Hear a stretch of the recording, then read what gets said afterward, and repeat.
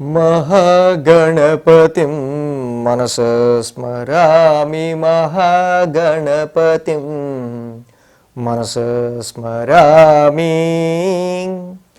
TR creations family అందరికీ నా హృదయపూర్వక ధన్యవాదాలు. సో అలాగే ఈ యొక్క మాసంలో సెప్టెంబర్ మాసంలో 7వ తారీఖు నుంచి 13వ తారీఖు వరకు కూడా, అంటే సెప్టెంబర్ మాసం 2వ వారానికి సంబంధించి వార ఫలాలు ద్వాదశ రాశుల వారికి ఏ విధంగా ఉండబోతున్నాయి ఏంటి అనేది మనం ఇక్కడ ఈ వీడియోలో చూద్దాం ఇవాళ.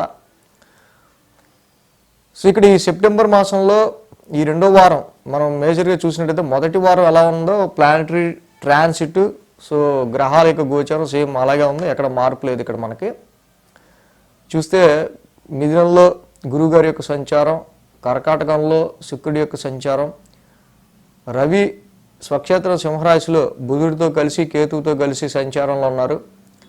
కుజుడు కూడా కన్యారాశి శత్రుక్షేత్రంలో కుజుడి యొక్క ఇక్కడ గోచారం ఉంది. కుంభరాశిలో రాహు యొక్క సంచారం జరుగుతుంది. శని భగవానుడు కూడా మీనరాశిలో వక్రించి ఆయన గోచారంలో ఉన్నారు, రెట్రాగ్రేషన్లో ఉన్నారు. మెయిన్గా ఇక్కడ మనం చూసినట్టయితే కనుక చంద్రుని యొక్క సంచారం ఈ వారం కుంభం, మీనం, మేషం, వృషభం ఈ 4 రాశుల మీదుగా చంద్రుని యొక్క సంచారం మనకి మెయిన్గా ఇక్కడ కనిపిస్తూ ఉంది. అదేవిధంగా ఇక్కడ మెయిన్గా మనం చూసినప్పుడు శని కుజుల యొక్క సమసప్తమం చెప్పుకుంటూ ఉన్నాం. సో ఇది కూడా కంటిన్యూ అవుతూ ఉంది. మెయిన్గా శని కుజుల యొక్క సమసప్తమం ఆధారంగా, ఈ గ్రహాల స్థితి ఆధారంగా, చంద్రుని యొక్క గమనం ఆధారంగా ద్వాదశ రాశుల వారికి సంబంధించి ఎలాంటి ఫలితాలు ఈ వారం ఉండబోతున్నాయి ఏంటి అనేది మనం ఇప్పుడు చూద్దాం. కుంభరాశి వారికి సంబంధించి చూద్దాం. కుంభరాశి వారికి సంబంధించి చూస్తే కనుక పంచమంలో గురుడు, ఈ రాశికి మేజర్గా బ్యాక్ బోన్ అనండి, లేకపోతే దైవ బలం అనండి, ఇంకోటి ఏదన్నా అనండి. సో ఏలినాటి శని నడుస్తున్న వేళ మిగతా 8 గ్రహాలు ప్రతికూలంగా ఉన్నప్పటికీ కూడా పంచమంలో గురుడి యొక్క సంచారం ఉండటం వల్ల, సో పంచమంలో గురుడు ఉంటే ఫస్ట్ ఆయన లాభాన్ని చూస్తాడు, రాశిని చూస్తాడు. సో కాబట్టి ఎటువంటి సిచ్యువేషన్స్ ఎటు తిరిగి ఎటు వచ్చినా ఈ పంచమంలో గురుడి యొక్క ఆ యొక్క పవర్ ఏదైతే ఉందో ఆర్థిక పరంగా మిమ్మల్ని ఆదుకుంటుంది. అలాగే ఒక సపోర్ట్ రీత్యా కూడా ఎవరిదైనా సరే మంచి సపోర్ట్ రీత్యా కూడా మీకు గురుబలం చక్కగా మంచి వెన్నుదన్నుగా ఉంటుంది. సో ఇక్కడ మేజర్ కుంభరాశి వాళ్ళకి రాశి నుంచే 1, 2, 3, 4 స్థానాల మీదుగా చంద్రుడి యొక్క సంచారం ఉంది. రాశి నుంచే చంద్రుని యొక్క సంచారం వారం మొదలవుతుంది. కాబట్టి ఫస్ట్ ఈ రాశి వాళ్ళకి సంబంధించి రాశిలో చంద్రుని యొక్క సంచారం ఉంది, రాశిలో రాహు ఉన్నాడు. ఆరోగ్యానికి సంబంధించిన విషయాల్లో వచ్చే ఫ్లక్చువేషన్ మీద ఫస్ట్ వీళ్ళు కాన్సన్ట్రేట్ చేయడం అనేది చాలా మంచిది, చాలా అవసరం. రాశ్యాధిపతి కూడా వీళ్ళకి ద్వితీయ స్థానంలో వక్ర స్థానంలో ఉన్నారు కాబట్టి ఒక్కొక్కసారి తినే తిండి విషయంలోనూ కొంతమంది లావైపోతున్న డైటింగ్ చేయడం కావచ్చు, కొంతమందికి కొంచెం గ్యాస్ వల్ల తినలేకపోవడం కావచ్చు, కొంచెం ఇక్కడ మనకి అష్టమం అంటే కొంచెం హెల్త్ పరంగా కొన్ని చేంజెస్ అనేవి మీకు తెలియకుండా వచ్చే ఆస్కారాలు ఉంటాయి ఈ టైంలో. కాబట్టి ఈ విషయం మీద కొంచెం కాన్సన్ట్రేట్ చేయాల్సిన అవసరం కుంభరాశి వారికి ఉంది. అలాగే మంగళ బుధవారాల్లో చూస్తే మెయిన్గా ఏంటంటే ద్వితీయ స్థానంలో చంద్రుని యొక్క సంచారం, మాట్లాడే మాటలు కనుక సరిగ్గా మాట్లాడకపోతే తప్పుగా అర్థం చేసుకోవటం, ఫ్యామిలీలో డిస్టర్బెన్సెస్ రావటం, ఇక్కడ వక్ర శని వల్ల చంద్రుడు కూడా అక్కడ ఉండటం వల్ల ఫ్యామిలీ పరమైన విషయాల్లో అనవసరమైన చికాకులు మంగళ బుధవారాలు ఫేస్ చేయాల్సి ఉంటుంది. అలాగే కుటుంబ పరంగా కానీ, ఫ్యామిలీ పరంగా కానీ, ఫైనాన్షియల్ పరంగా కానీ కొంచెం ఎక్స్పెన్సెస్ కూడా ఎప్పుడు లేదు దీనికి ఖర్చు పెట్టాల్సి వచ్చింది ఈ టైంలో అనేటట్టుగా వస్తాయి. కాబట్టి దాని గురించి ఆలోచించాల్సిన క్వశ్చన్ లేదు. గురు శుక్రవారాలు చూస్తే తృతీయ స్థానంలో చంద్రుని యొక్క సంచారం. ఆల్రెడీ ఈ రాశి వాళ్ళకి మనం ఏం చూస్తే అసలు పాయింట్ ఏంటంటే తృతీయంలో చంద్రుడి యొక్క సంచారం జరుగుతుండే అక్కడ కుజుడు వచ్చి అష్టమంలో ఉన్నాడు. షార్ట్ జర్నీస్ విషయంలో జాగ్రత్తగా ఉండాలి. జాబ్ పర్ఫార్మెన్స్ విషయంలో చాలా కష్టపడి పనిచేయాల్సి వస్తూ ఉంటుంది. సిబ్లింగ్స్ విషయాల రీత్యా కూడా వాళ్ళకి మీకు వచ్చే మీ సిబ్లింగ్స్ కానీ, నైబర్స్ కానీ, సర్వెంట్స్ కానీ, మీ కొలీగ్స్ కానీ వాళ్ళకి వచ్చే ప్రాబ్లమ్స్ వల్ల మీరు డిస్టర్బ్ అయ్యే ఆస్కారాలు ఉన్నాయి ఇక్కడ. అది గురు శుక్రవారాల్లో మనకు కనిపిస్తూ ఉంది మేజర్గా. కాబట్టి గురు శుక్రవారాల్లో మీరు పెట్టే ఏ విషయం గురించి మీరు కష్టపడతారో, ఏ విషయం గురించి మీరు ఎఫర్ట్స్ పెడతారో ఆ విషయాల్లో చాలా వరకు కూడా ఆవేశం తగ్గించుకొని ఆలోచనతో పనిచేయడం మంచిది.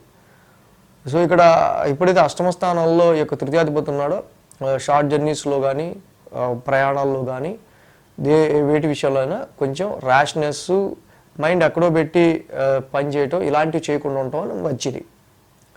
వారాంతానికి చూస్తే చతుర్థ స్థానంలో చంద్రుని యొక్క సంచారం. సో ఇక్కడ మెయిన్గా ఒక రకమైన ఎమోషనేటివ్గా ఉంటుంది వారాంతానికి వచ్చేసరికి. ఎందుకంటే అర్ధాష్టమంలో చంద్రుడు ఒక పక్క, ఈ కుంభరాశికి మంచి ఫ్రెండ్, చాలా బలమైన ప్లానెట్ శుక్రుడు ఎక్కడ ఉన్నారు, అష్టమ స్థాన సంచారంలో ఉన్నారు. స్త్రీల వల్ల అనవసరమైన విభేదాలు, స్త్రీల వల్ల అనవసరంగా చిన్నపాటి డిస్టర్బెన్సెస్ ఈ రాశి వల్ల కనిపిస్తూ ఉన్నాయి. అంటే ఎప్పుడైతే ఈ యొక్క శుక్రుడు యొక్క స్థానబలం కూడా బాగాలేదో, ఫిక్స్డ్ అసెట్స్ అమ్మకాలు కొనుగోలు కావచ్చు, వాహనాలు కావచ్చు, ప్రాపర్టీస్ కావచ్చు, ఈ టైంలో అంత అనుకూలమైన రిజల్ట్స్ అయితే లేవు. అంటే ఆ విషయంలో జాగ్రత్త తీసుకోవాలి. పేరెంట్స్ హెల్త్కి సంబంధించిన విషయాల్లో కూడా చిన్నపాటి డిస్టర్బెన్సెస్ కనిపిస్తూ ఉన్నాయి. సో ఈ కుంభరాశి వాళ్ళకి మెయిన్ ద్వితీయంలో ఉన్న శని, ఏలినాటి శని నడుస్తుంది. ఫ్యామిలీ అండర్స్టాండింగ్ చాలా అవసరం, ఫైనాన్షియల్ మెయింటెనెన్స్ కూడా అవసరం. కాబట్టి ఇక్కడ ప్రతి శనివారం శనికి చక్కగా తైలాభిషేకం చేసుకోవటం, వాక్స్థానంలోనే శని ఉన్నాడు కాబట్టి నీలాంజన సమాభాసం చదువుకోవటం చాలా మంచిది. ఇక అష్టమంలో కుజుడి వల్ల అనవసరమైన తలకాయ నొప్పులు జాబులో ఉంటాయి, అనవసరమైన మన మీద ఎలిగేషన్స్ కావచ్చు, జాబ్ పరంగా, ప్రొఫెషన్ పరంగా, మనం చేసుకునే పనికి సంబంధించి చాలా అడ్డంకులు కావచ్చు, ప్రొఫెషన్ పరంగానే మనం ఏదో చేస్తూ ఉంటే దానికి సంబంధించి ఆరోగ్యం కొంచెం అప్సెట్ అవటం కావచ్చు, ఇలాంటివి కనిపిస్తున్నాయి. కాబట్టి వీటి విషయంలో కొంచెం కేర్గా ఉండాలి. ఎవరు కూడా ఇక్కడ కొంచెం ఇంపేషెన్సీ, అసహనంతో ఉద్యోగాలు వదిలేయడానికి ప్రయత్నించకూడదు, కరెక్ట్ వర్డ్ నేను చెప్పాల్సింది. సో అలాగే కాబట్టి కేజింపావు కందులు, ఒక రెడ్ క్లాత్ ప్రతి మంగళవారం దానం చేసుకుంటూ వెళ్ళటం ఈ రాశి వాళ్ళకి మంచిది. అలాగే సుబ్రహ్మణ్య స్వామి ఆరాధన చేసుకోవటం, ఆయనకి అభిషేకం చేయడం మంచిది. ఇక లక్ష్మీదేవికి కూడా హిమకుంద మృణాలాభం, శుక్ర నవగ్రహ శాంతి మాత్రం నిత్యం చదువుకోవటం వల్ల వీళ్ళకి లక్కు అవన్నీ కూడా, ఫార్చ్యూన్ అన్నీ కూడా బాగా స్ట్రక్ అయిపోయిన ఫీలింగ్ ఉంటాయి, రావాల్సిన డబ్బులు ఆగిపోవటం ఇలాంటివి ఎన్నో. కాబట్టి హిమకుంద మృణాలాభం, శుక్రుడికి కూడా గ్రహశాంతి మంత్రం చదువుకోవటం మంచిది. మేజర్గా ఏంటంటే ఇప్పుడు గురుడు అతిచారంలో ఉంటా ఉన్నారు. జనరల్గా ఒక రాశిలో సంవత్సరం పాటు ఉండాల్సిన గురుడు 6 నెలల్లో ఒక రాశిలో ఉండి ముందు రాశికి వెళ్ళిపోతున్నారు, కర్కాటకంలోకి. సో ఇది చాలా రేరే. కానీ 2025 మాత్రమే ఇలా జరుగుతుంది అనుకుంటున్నారు, కాదు.